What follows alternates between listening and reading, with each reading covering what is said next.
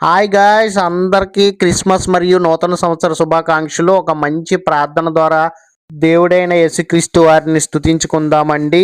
హల్లెలూయా, స్తోత్రం తండ్రి నాన్న. ఒక చిన్న ప్రార్థన చేసుకుందామండి. స్తుతి స్తోత్రం తండ్రి నాన్న. హల్లెలూయా.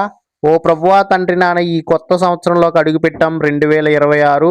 ఈ సంవత్సరం మొత్తం ఎటువంటి ఇబ్బందులు లేకుండా హాయిగా సంతోషంగా అందరం కలిసి సంతోషంగా ప్రశాంతంగా ఉండేలా సహాయం చేయండి. ఎటువంటి కష్టాలు వచ్చినా సరే ఓ ప్రభువా, మీరు మా యందు దయ ఉంచి మమ్మల్ని కాసి కాపాడమని కోరుకుంటున్నాం తండ్రి.